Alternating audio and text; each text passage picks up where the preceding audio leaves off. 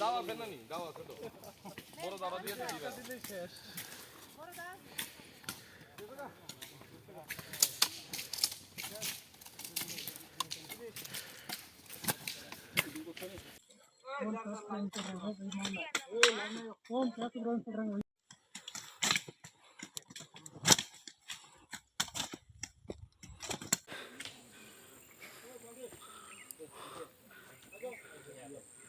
দেরি করে লাভ নাই তো ফটফট কাটবো বাড়ি যাবো না স্যার খুব দেন আমি ভিডিও করি।